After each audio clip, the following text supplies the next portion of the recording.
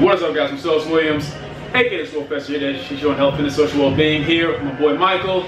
You guys already saw him on yesterday's video, which and this is gonna be a little weird for us because for us it's the same day, but that video was on Saturday, and this will be for Social Wellbeing Sunday. Just because we were just talking, right? You guys know my Social Wellbeing Sunday videos. I like to keep them just like whatever comes in my head, keep them very transparent. And while we were working out, we were just talking about this topic. I'm like, man, this is perfect. And once again, I know, guys, I haven't been consistent with the Social Wellbeing Sunday videos. Understand, guys, Sunday is like no joke, it is my Sabbath. It's like the only day I get where I don't really have to do anything. I check with my online clients and I get to relax.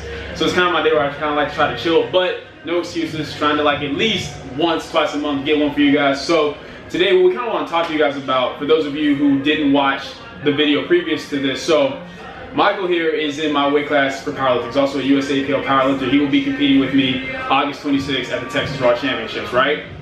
And quite frankly, the dude smokes me on deadlift and squats. I got him a little bit on bench, but the dude, like, your best squats are what, 550? Yeah, 550. My best squat's 452, and your best deadlift is what? 600. 600, and mine's 510. So he's got me about 100 pounds on each of those lifts, right? And what we're talking about is how for a lot of people, going into a meet knowing that would really like screw with them and discourage them. And I'll be completely honest, like it messes with me a little bit too, because it's like nobody wants to think, man, I'm prepping 3-4 months trying to get strong, trying to peak for this meet to go in and get second, right? Nobody wants that. But what we're talking about is understanding the fact that, number one, with anything, with any type of competition, anything can happen the day of, right? God forbid, Michael could get hurt. He could miss a lift. I could break my leg or something. He could miss a lift. But the point is, regardless, guys, of like what the reasoning is like, regardless of how he performs, that's no reason for me to slack on my performance. That's no reason for me to be like, you know what, man, what's the point of even trying? Like, I'm gonna go in and get second anyway, so I'm not gonna give him my all. It's like, one, that's a stupid mentality, because even though, yes, guys, you guys know I'm all about competition, I personally hate the mindset of it's always me versus the bar. Meaning, I hate the people that have like, oh, I don't care about competition, I don't care about winning or losing. What are you paying the money to compete for if you don't care about competing? I like competition, but I like competition because it pushes me to better myself. That's the end goal. The end goal is still to better myself, but I can use other people to do that. And also, it's just fun to do, right? And to add on to what he just said, you know, for me personally, like he just said, not to brag or anything. I know, and he knows that I'm stronger than him. In every lift except for maybe bench. But as far as the big three, as far as other lifts, your boy is up there. But as far as the big three, no. But that doesn't mean that I'm going into this competition. You know, I got this in the bag. This is all me. I got it. You know, I'm not doing it for that. I'm not going to, you know, just kill everybody there. I'm going to improve upon what I've accomplished in the past and accomplish more now to get a higher total. Ultimately, if I win, that's great. But I'm not going in there purely to, you know, beat everybody else. You know, I'm going to cheer myself and everybody else on. So I'm going in hoping that he improves upon his lifts as well.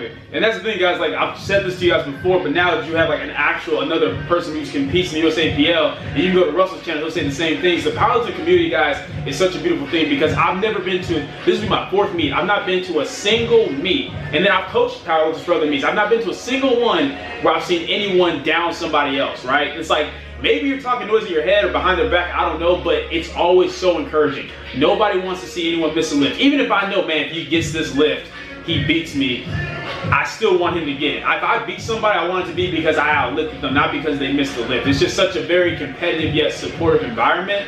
And then it's also understanding, guys, just perspective, right? Like, everyone's better at something, right? Like those of you who've seen the previous video, like just being like, Michael doesn't touch me on weighted calisthenics. Like, not at all. But once again, he's got 100 pounds on me on his squat and deadlift. But we also want to tell you guys about like the power of perception, right? How two people can be in the exact same situation, but like it can have a totally different impact, right? Because, and I'm not throwing out a name, but there's somebody else who's gonna be in our weight class, right?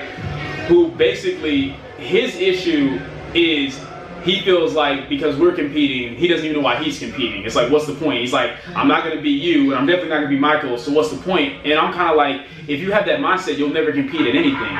Guys, there is always someone better. I don't care how good you are, there is always someone better. There is someone in our weight class better than Michael. I don't know who it is right now, but he's out there. In the same way that a lot of people probably thought, oh, there's no one better than Marcellus in the weight class, here he is, right here. Like, I've got first in my past 3 meets, but it's like your perception, right? I'm not going in there with the perception of, oh, there's no point. I'm going to the perception, one, I'm doing this because I love it. It's fun. I wouldn't be doing it if it wasn't fun.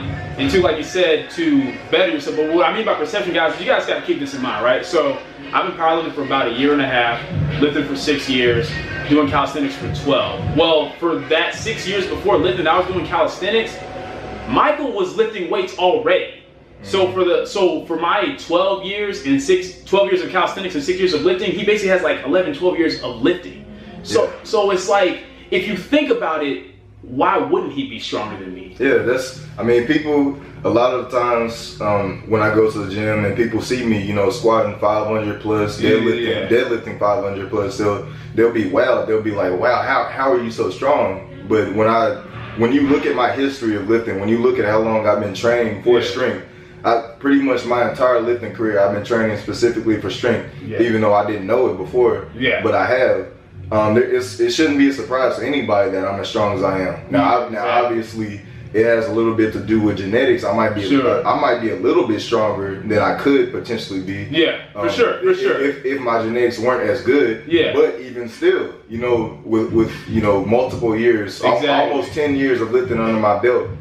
I mean, what do you expect? Exactly, yeah, because like, we were talking about, like, the dude's, like, genetically, he's clearly built for powerlifting as far as, like, you know, like we're both about the same height, but his leverages, right, like with his legs, his arms, the dude's built for it. But the thing is, even if you took that away, with 12 years of lifting, he's been lifting twice as long as me. He should be stronger than me. Yeah. But another way of looking at that as he's been lifting twice as long as me, and his lifts are about 100 pounds over mine. Now, mind you, that's still quite a bit because of diminished returns, guys. It's not like it's not like lifting for twice as long means you're gonna necessarily be twice as strong, right? It doesn't work that way. Yeah, he's not gonna get a 600-pound deadlift in another year. Exactly. But it's just motivation. Where it's okay, if that's where he's at, then that means as I continue to lift, I can get to that point. And then, you know, a lot of people have the mindset of like, oh man, he weighs less than me and I can't lift what he does. But yes, part of that is like, you know, genetics and surgeons. But you guys also have to keep in mind, one, a lot of your perceptions of what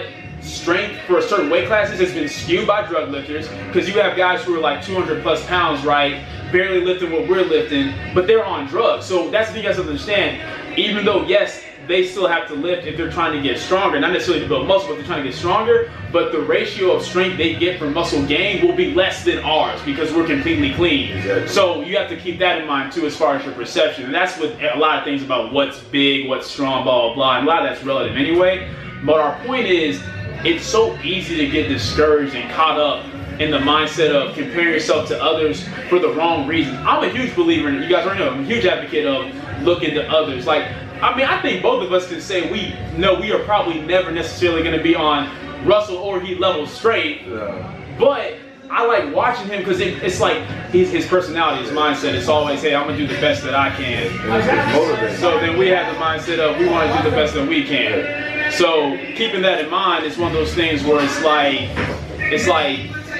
it should make you want to do better. It should make you want to improve upon yourself. It should never make you want to shy away. Use it as motivation and not as detriment. Exactly. Don't ever shy away from what you wanted, from what you enjoy. That's the thing that I don't get. Like, there's like when somebody claims that they love something, they're about a certain lifestyle, but then they get discouraged in doing it because someone else is doing better in it. Do you really love it as much as you claim? That's my thing, because I'm kind of like, if you love it, then you're gonna do it no matter what. Not only that, not to interrupt you. No, go ahead, man. Not only that, but for you to look at somebody who's been working on a certain craft for a certain amount of years, and they're as good at it as they are, for you to look at them and say, oh man, why am I not as good as them? That's taken away from everything, all the work that they put in to get where they're at. That they're at. Exactly. And that's across the board, not just with lifting. That's with anything. And then you're taking away from yourself because, like, okay, let's look at it this way. If I always base my actions off what someone is or isn't doing, then two things happen. I can either be complacent, because I can always find someone who's not as good at me at anything in life, right? Which can make me complacent and get stagnant. Or the opposite, I'm gonna always look for someone who's doing better, in which case I'm always gonna feel like I'm not doing good enough. But that's what people have to understand, man. Everything, and like this is across the board, like you said, not just lifting. This is stuff that I hate, like not to get like too away from fitness, but people do this just in their social life, like, oh well, I never had this or this growing up, or oh, this dude had this silver spoon. And don't get me wrong, I understand. I'll be the first to say I understand how your circumstances can help shape who you are, but I've said this before, you are ultimately the determining factor of who you are as a person is the choices you make in response to your circumstances, not your circumstances yourself. I don't care if you have the worst genetics in the world. If you want to look decent, you can look decent if you put in the work. You may not look as good as you want compared to Arnold Schwarzenegger or whatever, but for various different reasons. The man was on drugs. But the point is, it's like, do you look better than you did a year ago? Yeah. Are you stronger than you were a year ago? Are you making more money than you were a year ago? That's the way that I like to approach things like that. Look at it as a challenge. Exactly. Better yourself. Don't look at somebody like me. I have, you know, you can look at me, not to brag, but I have really good genetics. Yeah. You can look at me and tell. Yeah. But even somebody like me, I'm still looking to improve upon what I have. Yeah. You know, and you should be doing the same thing. Exactly. You shouldn't look at me and be discouraged because of where I'm at. You should be looking at how you can improve yourself. Exactly. And that's the thing, guys. It's like at the end of the day, it's kind of like no matter how good or bad you start, it's not the deck of cards you've been dealt, it's what did you do with them. Because let's be real, there's some people who maybe they started off with everything they could have, right? Maybe they had money growing up, stuff like that, but now they have nothing because they squandered it. Then there's people who didn't start off with much at all, but now they've made it like to the big time, like Chris Jones. Like Chris is a perfect example. Those of you who've been following Chris, you know that, man, Chris didn't have anything starting out, but look what he's built from grinding and stuff like that. Now I'm not saying everyone's gonna be a millionaire. I'm not saying everyone's gonna like get rich, right? And everyone's certainly not necessarily gonna get rich doing what you love, but you can have more than what you started with. And it's the same thing with your genetics. It's like you can have great genetics, but if you're not doing anything with them, who cares? And you can have average genetics, but if you're pushing it, it's not even a matter of, and that's another thing, like I've told you guys before, good and bad genetics is so subjective, and that's based off a bodybuilding standpoint. Like I use calves all the time just because I have crappy calf insertions, but it's like, yeah, they're bad for bodybuilding, but race meat. Like, you know what I'm saying? Like, no, like honestly, like I'm not saying I'm just gonna smoke everybody. Like, I don't run like I used to anyway. But that's another thing that I was actually telling them about earlier. You know, you see, I have a great upper body and everything, but if you look at my calves, you wouldn't even think he knows my pain. Yeah, you wouldn't even think that I squatted at all. Exactly. Looking at my calves. Exactly. So I mean, everybody lacks somewhere. Exactly. It doesn't matter who you are. Exactly. And the key, guys, is to be grateful and content for the things you have, the things you have been blessed with. And then to build upon the things that maybe you haven't been blessed with or that you haven't had, to work harder for those things. And build yourself up everywhere. Build your strengths up, build your weaknesses up. Become a well-rounded individual. But ultimately, in the determining factor of like what's more important, winning or fun, it's like I don't think the two have to be separate. I don't think it has to be, oh, I'm all about winning. If I don't win, I'm miserable. But I don't think the mindset should be, oh, as long as I had a good time. Like I hate that mentality when someone goes in and they know that they wanted to win. They know that they wanted to get first, and they don't. And they're like, oh, it's not a big deal. Like, yeah, it's okay to be upset about it. It's okay to be like, man, that's not what I wanted. Just don't let that defeat you. Keep going. That's the main takeaway, I think, is the point. It's like what's more important, winning or having fun or being the best having fun? It's like, it goes hand in hand. It's fun to win, right? But at the end of the day, if you're winning at something that you don't enjoy, it doesn't even matter. You know what I'm saying? Like, you gotta have fun with it. And I mean, yeah, guys, like I said, or even this, man, like, let's be real. How many of you would sit down, do a video, and chill with someone who you know you're gonna be competing with in the next 30 days, who's probably gonna beat you? A lot of you wouldn't do that because your mindset is not at the point where you can do that. But I'm kind of at the point where it's like, it is what it is. Regardless, I'm gonna go in there, I'm gonna do my best, I'm gonna try to break through my 1,300 pound total, and whatever happens, happens. I'm still going, like, him is my witness, I'm still going there to try to win. At the end of the day. And then on my end, I'm not looking at it like, okay, I'm gonna go in there and I'm gonna take it with no problem. I'm not looking at it at all. Matter of fact, like I said earlier in the video, that's not even like a part of my mind, my mindset right now. Of course, I would like to win, but I'm not going in there, you know, I'm gonna win, I got this, no problem. I'm competing with myself, really. Yeah, and at the end of the day, guys, that's a big part of it. It's like don't act like the competition around you doesn't affect you or bother you. Don't act like, oh, it's just me versus the bar. Like that's bull. You know that you're thinking about other people, but at the end of the day, it does have to come back to you, regardless of how you compete against others. It doesn't have to come back down to, hey, I'm doing this to better myself. And then you just keep going. That's because, like, the thing is, you can't ignore your competition because you won't get anywhere in life that way.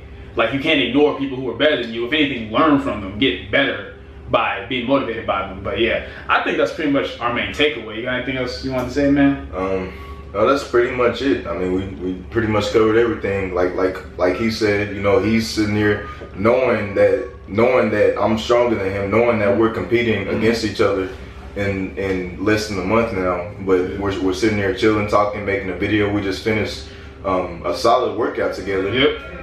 But even in the workout, you know, he did better than me in the workout. His working sets were with more weight than my working sets. So that's something that he's better than me in.